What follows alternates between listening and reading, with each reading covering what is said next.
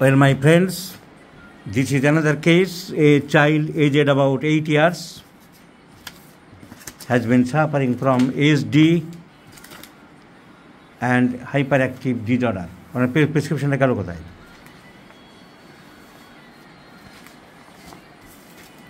এই বাচ্চাটিকে নিয়ে এতক্ষণ খুব চেঁচামেচি করছিল, গার্জিয়ানরা খুবই সমস্যায় আছে।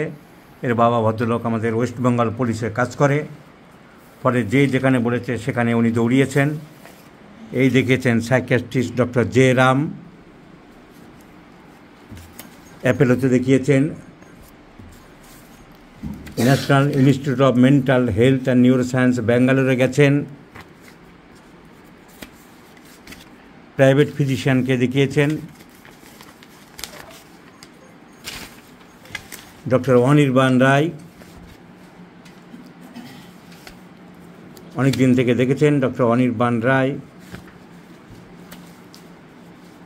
আমরা দেখছি যে ডাক্তারবাবুরা কে কী বলেছেন, একবার দেখে নিই। এসডি লিখেছেন, এসডি দেখেছেন ডাক্তার সৌম্যদীপ্ত সরকার, তিনিও বেশ কয়েকবার দেখেছেন। ডক্টর কৌশিক ঘোষ, তাহলে অনেক চিকিৎসককে দেখিয়েছেন আপনি। Doctor Kaushik Ghosh, doctor K S Dutta, neuropsychiatrist, Manobikashan centre, সেখানেও দেখানো হয়েছে। তাহলে এই বাচ্চাটাকে নিয়ে এনারা খুব সমস্যায় আছেন।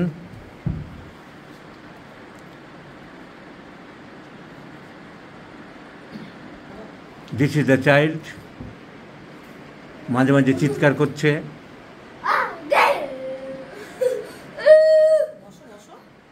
এরকম ছটফট করছে, চিৎকার করছে, আর সব সময় বিরক্তি।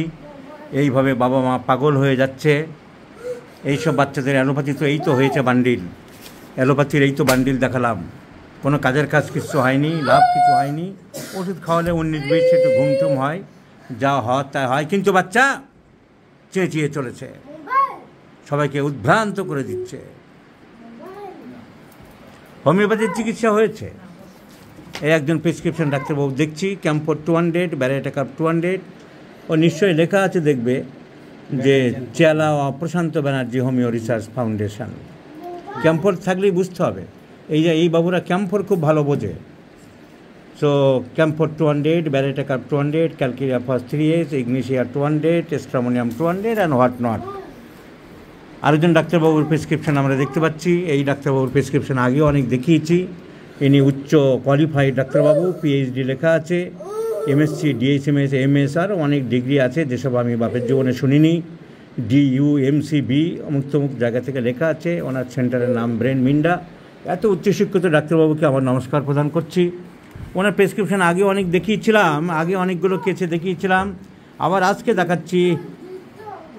অ্যাপোসাই নাম, বসে বাচ্চা বসে আছে ডাউন। তো খুব সুন্দর প্রেসক্রিপশন করেছেন উনি, দেখে সবার ভালো লাগবে, অনেকে অনেক কিছু শিখতেও পারবে। অ্যাপোসাইনাম ক্যানাবিনাম মানে গাঁজা তৈরি হয় যেটা থেকে, সেই গাঁজা মাদার। ক্যালেডিয়াম সেগুইনাম, যেটা ইম্পোটেন্সি, পুরুষ মানুষের ইরেকটাল পাওয়ার কমে গেলে দেওয়া হয়, সেটার মাদার। ভাইবারনাম প্রুনিফোলিয়াম, যেটা মেয়েদের বাচ্চা কাচ্চা না হলে দেওয়া হয়, সেটার মাদার। এগুলো পড়েছে এই অটিজম বাচ্চার জন্যে ডাক্তারবাবু, উচ্চশিক্ষিত ডাক্তারবাবু খুব ভালো প্রেসক্রিপশন করেছে, সবাই দেখতে পাবে। অ্যাপোসাইনাম ক্যানাবিনাম মানে গাঁজা, গাঁজার মাদার টিংচার মানে গাঁজা পড়েছে। ক্যালেডিয়াম সেগুইনাম একটাই সিমটম, যে ধ্বজভঙ্গ বা পুরুষ মানুষের পাওয়ার কমে যায়, সেটার মাদার টিংচার খাইয়েছে। ভাইবারনাম প্রুনিফোলিয়াম একটাই সিমটম, বাচ্চা কাচ্চা না হলে দেওয়া হয়, মাসিকের ব্যথা ট্যাথা হলে সেটা দিয়েছে। বেশি না, মাত্র 25 ফোঁটা করে প্রত্যেকটা পড়েছে। আরও পড়েছে লিথিয়াম বেঞ্জোইকাম, পিটুইটারি পোস্টেরিয়ার, স্ক্রোফোলিয়া নোডোসা, ব্রেস্টের টিউমারের জন্য দেওয়া হয় স্ক্রোফোলিয়া নোডোসা। আর্টিমেশিয়া ভালগারিস একটা বিষাক্ত পয়জানাস ওষুধ, যেটা কিনা তরকা কনভালশন হলে দেওয়া হয়। ল্যাথারাস স্যাটাইভা খেসারির ডাল থেকে তৈরি, যা খেয়ে বহু লোকের প্যারালাইসিস হয়েছে। এটা এর থেকে ওষুধ তৈরি করা, এ খাওয়া বন্ধ, ডাল খাওয়া গভর্নমেন্ট থেকে বন্ধ করা হয়েছে, সেটাও পড়েছে মাদার টিংচার। ওনেন্থাকোরকেটা একটা বিষাক্ত পয়জান, যেটা এপিলেপসি কনভালশনের জন্য দেওয়া হয় সেটা পড়েছে। স্ট্যাপিসেগিরের একটা বিষাক্ত মাদার টিংচার যৌন রোগে ব্যবহার করা হয়। তো এইসব ওষুধ এই বাচ্চারা উনি সিমটম পেয়েছেন তাই দিয়েছেন, সে ব্যাপারে আমাদের কিছু বলার নেই। হোমিওপ্যাথিক ডাক্তাররা যে যা সিমটম পায় তাই দেয়, আমরা শিখছি, শেখার তো মানুষের শেষ নেই। উচ্চশিক্ষিত চিকিৎসক আমাদের ওর থেকে শেখার আছে। উনি তো অনেকবারই দিয়েছেন দেখছি অনেক রকম, আবার দিয়েছেন স্কোপোলের অ্যান্টিবায়োটিক। আমি এটা দেখছি কেন, যে যারা জুনিয়র ডাক্তার তারা শিখতে পারেন। বড় বড় মহাজন গুণী যে পথে করেছেন গমন, সে পথে হও বরণীয়, এই সমস্ত অনেক রকম দিয়েছে। এই এরিথ্রোফেরিনোসা এটা আমরা সাধারণত ব্যবহার করি মেয়েদের জরায়ু দুর্বলতা বা লিউকোরিয়া বা মেনস্ট্রুয়াল পেনের জন্যে, সেটা পড়েছে। টাইটেনিয়াম ওই একই, ছেলেদের ধ্বজভঙ্গ রোগে ব্যবহার হয়। হেলোনিয়াস মেয়েদের ইউটেরাসের কারণে। অ্যাগারিকাস মাস্কিরিয়াস ব্যাঙের ছাতার থেকে বিষ, যেটা কনভালশন ব্যবহার হয়, সেসব ওষুধ পড়েছে। অ্যামিন নাইট্রোসাম একটা মারাত্মক ওষুধ, যেটা কিনা অজ্ঞান টজ্ঞান হয়ে গেলে, মূর্ছা হয়ে গেলে দেয়, সেসব পড়েছে। ইয়ারবাসেন্তা গ্লোনোইন, যেটা মাথার যন্ত্রণার জন্য, গ্লোনোইন নাইট্রোগ্লিসারিন, সেসব ওষুধ পড়েছে। এগুলো যারা যারা শিখতে চান এই বড় ডাক্তারের প্রেসক্রিপশন থেকে শিখতে পারেন, সেই জন্য আমি বলছি। এগুলো প্রত্যেকটা 30 ফোঁটা করে দিনে 10 বার, 12 বার, 15 বার করে পড়েছে। ক্যালিবাইক্রোমিকাম পটাশিয়াম বাইকার্বনেট একটা বিষাক্ত থেকে তৈরি হোমিওপ্যাথিক ওষুধ, এটা পড়েছে। তো অনেক কিছুই পড়েছে। হায়োসমাজ নাইবা একটা বিষাক্ত মেডিসিন, এটা পড়েছে। তো অনেক ওষুধ পড়েছে। উনি চেষ্টা করেছেন ওনার মতন বিভিন্নভাবে, ওনার নিজস্ব ফর্মুলায় প্রত্যেকটা ওষুধ 30 ফোঁটা 40 ফোঁটা করে দিনে 4 বার 5 বার করে পড়েছে।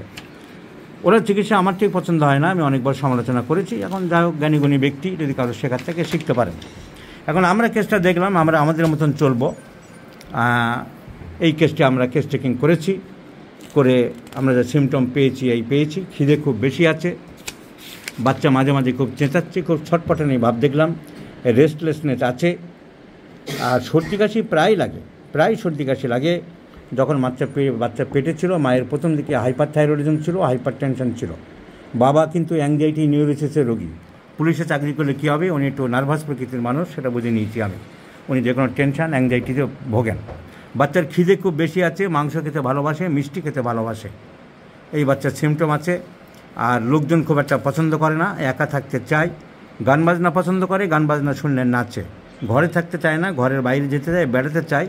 ওর বাবা যখন বেড়ায় বাইকে করে নিয়ে তাড়াতাড়ি করে যদি বাড়ি আসতে চায়, আবার থাবড়া দিয়ে আবার অন্যদিকে নিয়ে যেতে চায়। বাচ্চার বুদ্ধিশুদ্ধি ভালোই আছে, বাচ্চা কিন্তু ইন্টেলিজেন্ট, এমনি বুদ্ধি ভালো বাচ্চার। কী ওষুধ সিলেকশন করতে চাও?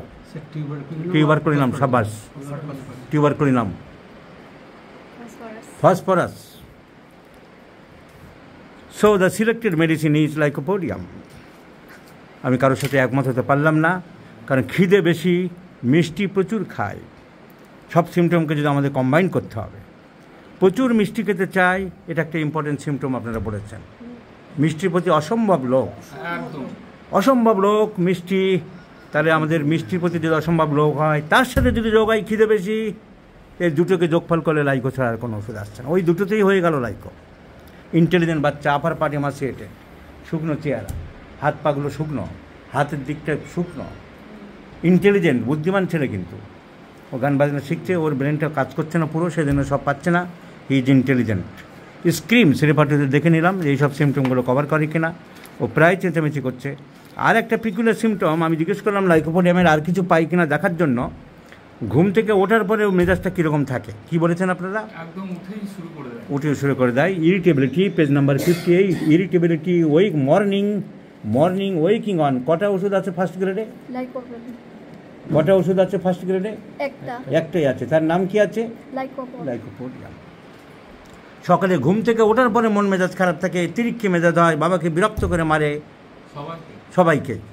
সো ইরিটেবিলিটি, রাগ, জেদ, খারাপ ব্যবহার। ঘুম থেকে ওঠার পরে ওয়েকিং অন বাড়ে।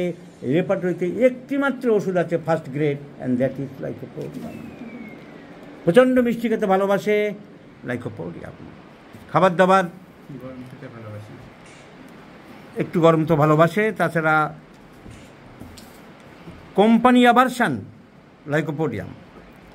আমার ঘরে একে একে থাকতে চাই, কিন্তু চাই পাশে লোকজন থাক, সবাই চলে যাক চাইবে না। একদম আমি একা একা থাকবো, কিন্তু আবার ভয় পাই যে না লোকজন একেবারে যাবে না। That is lycopodium. আর একটা শ্রিকিং, চেঁচিয়ে ওঠে মাঝে মাঝে, যেটা দেখছি আমি, দেখাবো।